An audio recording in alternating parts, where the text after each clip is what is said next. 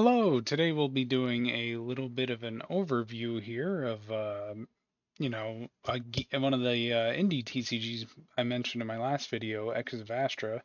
This game's Kickstarter is about to end. I think there's less than 12 hours as of the time of this video going up that you can still get in on it at a really good price for really good backing here, and get a lot of junk before it goes up after launch. And there'll be serial cards for Kickstarter only, so maybe you could get something cool. So I mean, not just that, but you can play an awesome game.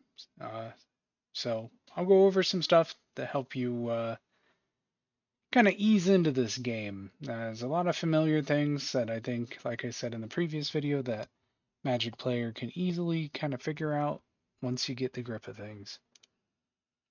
So, resources and deck creation. You pick two of the factions in the game. There's five, including neutral. Neutral can go in any deck, so that's fine. Um, the deck consists of a maximums of 3 copies of each card and a 50 card minimum for the deck size. In order to get resources to play cards in this game, you simply turn a card in your hand face down into your supply area where it will remain, and then you can exhaust it, which is basically tapping it for the supply cost of cards. Unlike in Magic, you don't have to like do any kind of color matching like you would with mana. So basically, this is like the land system of the game. Basically, you just turn a card in your hand into a land. One of the cool things about doing it in this game is when you do that, you draw a card immediately. So you'll play your card face down basically as a land. It's called a supply in this game. Then you'll draw a card. So you never go down a card to basically produce supply in this game, which is awesome. And just like in Magic, you're gonna basically untap these and be able to reuse them and keep your resources going higher. It's very nice. Units. So these are like your creatures in Magic. They have very similar things going on. Their costs are always generic. That's how you know how much supply you need to get them out. They're either a unit or a renowned unit, much like Avacyn here. It's a legendary creature. A renowned unit you can only have one of on the field, so that's important to know. And one of the most important things in this game is you don't kill your opponent by just damaging them with like an attack and defense system like Magic's power and toughness system. These are only for fighting other guys inside of combat zones. Um, they and That's pretty relevant because this is actually the resource for winning games. This bottom left notation that is called the influence of the unit. When they're in a combat zone at the end of your turn, you get a victory point, and the first player to get 20 victory points wins. So the stats of the creatures are more for, or units in this game, is more for just, you know, fighting off other units and doing battle with units. There's a lot of unit battle in this game because you can only have one unit in a zone, so they're going to want to take your zones from you, but you want to host your units in those zones, so they can't. And yeah, at the end of your turn, for each unit in zones you control, you're going to gain an amount of victory points equal to their influence. So that's how you win in this game. So it's very important to keep that in mind. And obviously, units supply costs are going to be just like in any other game. The higher the cost, the more powerful things you can do with them. So tactics and counter tactics. Tactics are basically like artillery barrage here. It's kind of like a sorcery in Magic. This one does 4 damage. This sorcery does 4 damage. And then this prevent. Oh, sorry about that. Let's go back. Uh, Blinding Mist is like prevents damage. Fog is like an instant that prevents damage. But you see how this tactic says counter on it? So a counter tactic, essentially, when you're defending from an attack, that's when you can do any kind of counter. So this tactic is a counter tactic. So what you would do is you would just play this in response to someone attacking you. Those are really the only windows when you can play counters. So anything counter speed in this game is quote unquote instant speed in Magic. However, counters are only when you're defending from attacks. You can't really just choose to do them at any time, like at the end of your opponent's turn or anything like that. Activated abilities in this game, for let's say on a unit perhaps, also can have this same counter speed, usually by default unless it tells you otherwise. So if you're being attacked, you can activate an ability on a unit or something else, as like a reaction. So these counters are like reactions in this game to being attacked. And those are the windows when you can play them.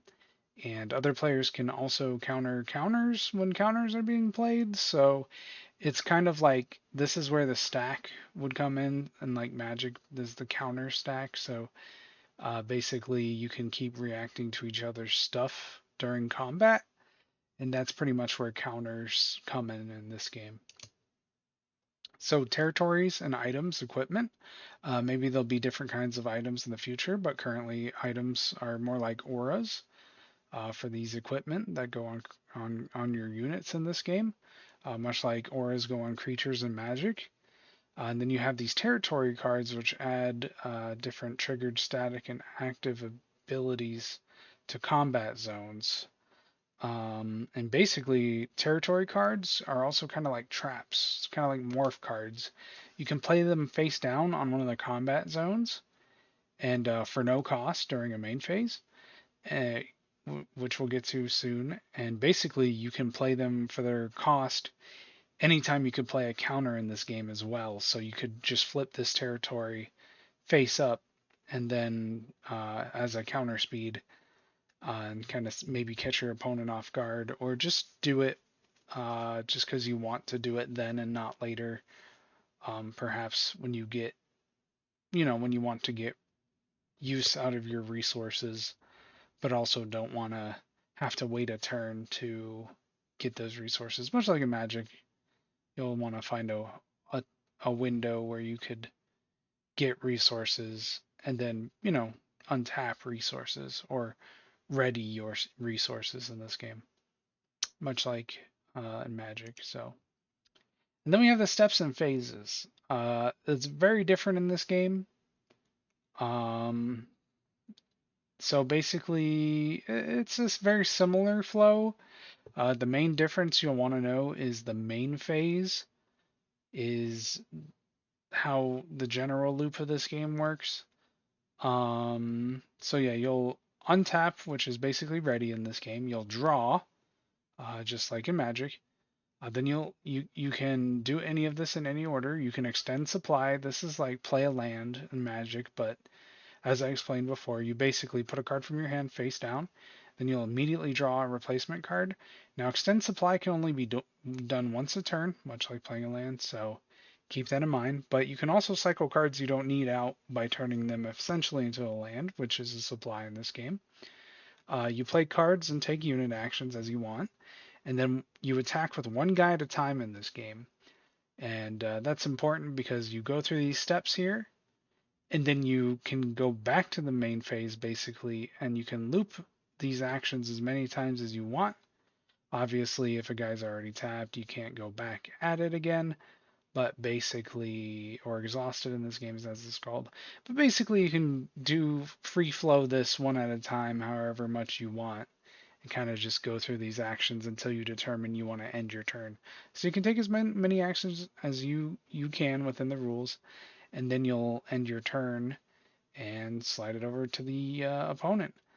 You can also play counter, like tactic counters or counter tactics, as we usually call them in this game, during the main phase. That doesn't only have to be as a counter, but remember, you'll be doing it at sorcery speed, basically. So, um, yeah, that's the important part. Everything basically your opponent can react to will happen in the combat phase.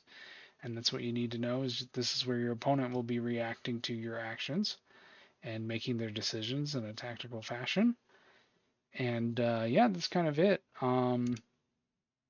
Thanks for watching. I kept it simple, just comparing the cards, just to ease you into it. As usual, these cards have some gorgeous arts. It's really well written out card, straightforward, easy to understand game for a Magic player.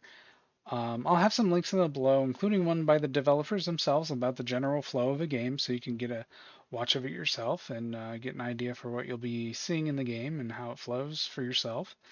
And then you can go and maybe join their Discord and take a look at some of the stuff we do in there. There's playtesting to be done if you have Tabletop Simulator. I'm sure they can find other ways to set it up for tests, maybe webcam if you do print and play.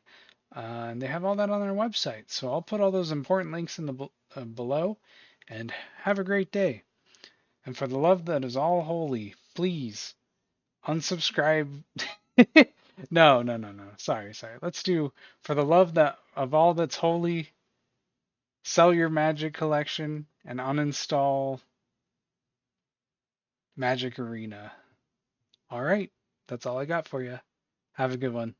I'll get that outro correct one day. It's just not this day.